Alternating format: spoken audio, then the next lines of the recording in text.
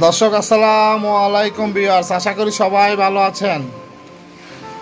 একটা মেয়েকে 18 থেকে 20 জন পুরুষ দর্শন করেছে, 113টা কামড়ের দাগ, 150 গ্রাম বীর্য। একটি সুস্থ মেয়েকে ঠিক কতক্ষণ গলা চেপে ধরে রাখলে তার চোখের মণি দিয়ে রক্ত বেরিয়ে আসে? এই পুরো সময়টা যে দুজন ব্যক্তি মমিতার হাত চেপে ধরেছিল তাদের মধ্যে একজন মমিতার ফিমেল কলিগ ছিল। চোখ দিয়ে রক্ত বেরিয়ে আসার আগ মুহূর্তে মমিতা নিশ্চয় এক ফিমেল কলিগের দিকে তাকিয়েছিল।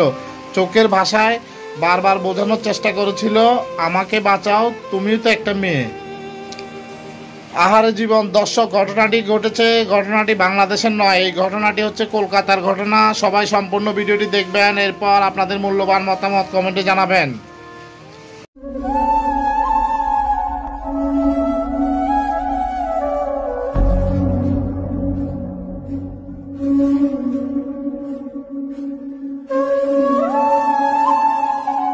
কতটুকু বল প্রয়োগ করলে পেলভিক ভেঙে যায়, ভাবতেও আমার গা শিউরে উঠেছে। এই নির্মম ধর্ষণ ও হত্যাকাণ্ডে জড়িত ছিল একের অধিক, তবে ভারতীয় মিডিয়া পুরোটাই ধামাচাপা দেওয়ার চেষ্টা করেছে।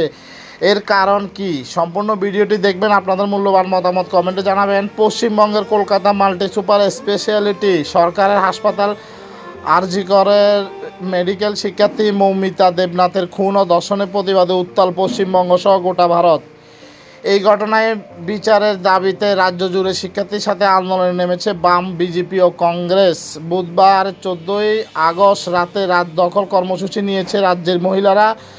জাস্টিস ফর আরজি কর এই স্লোগানে দেশটির স্বাধীনতা দিবসে আগের রাতে রাত দখল করলেন নারীরা।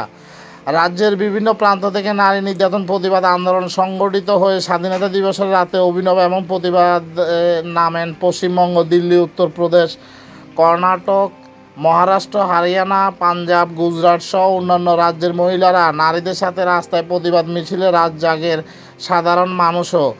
এদিকে রাজ্যের নানা জায়গার মধ্যে জামায়াতের ডাক দেওয়া হয়েছে। সোশ্যাল মিডিয়ায় 48 ঘন্টা ধরে চলে জোর প্রচার, রাতারাতি সেই বার্তা ছড়িয়ে পড়ে সারা ভারতে। ভারতের সময় রাত 9টা থেকে শুরু হয় জামায়াত। লক্ষ লক্ষ নারীদের দখলে চলে যায় তিলমাত্তা নগরী, রাজপথ, কলকাতা, ধর্মতলা, বাংলা একাডেমি, রবীন্দ্র সদর চত্বর, যাদবপুর, বেহালা, উত্তর কলকাতা, শ্যামবাজার, নিউ টাউন, রাজারহাট, সল্টলেক, বিধাননগর অঞ্চলে অসংখ্য নারী মোমবাতি হাতে রাস্তায় নামেন। জেলায় জেলায় নারীদের অধিকার ও সুরক্ষা বার্তা দিয়ে সামিল হয় প্রতিবাদ। এই সময় নারীদের সুরক্ষা দাবি এবং মমতা সরকারের অবসানের স্লোগান তোলেন অনেকেই। এদিকে কর্মস্থলে পৌঁছানো ও রাতে বাড়ি ফেরাতে ফ্রি বাস সেবা ছাড়া সারা রাত জুড়ে থাকছে ক্যাব সেবাও চালু করা হয়। কলকাতা বাস ও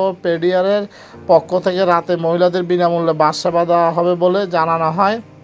কলকাতা মেট্রো রেলের জনসংযোগ কর্মকর্তা কৌশিক মিত্র জানান, রাতের আন্দোলনের কথা মাথায় রেখে স্পেশাল মেট্রো চালানোর সিদ্ধান্ত নিয়েছে কলকাতা মেট্রো। পশ্চিমবঙ্গের প্রশাসনিক সূত্রে জানা যায়, রাত জুড়ে কর্মসূচিকে ঘিরে পুলিশের ব্যবস্থা জোরদার করা হয়েছে, এতে পর্যাপ্ত মহিলা পুলিশ রাখার নির্দেশ দেওয়া হয়। অপরদিকে এই আন্দোলনের পাশাপাশি স্বাধীনতা দিবসে পালন করা হয় শাসন দল তৃণমূলের কর্মীরা, সমর্থকরা। এই আন্দোলনকে সমর্থন জানিয়ে ভারতের লোকসভার বিরোধী দলনেতা ও জাতীয় কংগ্রেস নেতা রাহুল গান্ধী ইন্ডিয়া জোটের মিটিংয়ে শোক প্রস্তাব জানান তিনি। এ সময় তিনি নির্যাতিত ছাত্রী বিচার ও মমতা সরকারের তীব্র সমালোচনা করেন তিনি। এদিকে রাহুল গান্ধীর নিন্দা প্রস্তাবকে সমর্থন জানান ইন্ডিয়া গেটের সমস্ত শরীর দল। ফলে জাতীয় স্তরে রাজনীতিতে মমতা বন্দ্যোপাধ্যায় ভীষণভাবে কোণঠাসা হয়ে পড়েছে বলে ধারণা করা হচ্ছে। দর্শক, এই সম্পূর্ণ বিষয়টি আপনাদের কি মনে হচ্ছে আশা করি কমেন্টে জানাবেন। যেখানে অন্যায় দেখবেন শক্ত হাতে প্রতিবাদ করবেন। আজকের মতো এখানেই বিদায় নিচ্ছি। আল্লাহ হাফেজ।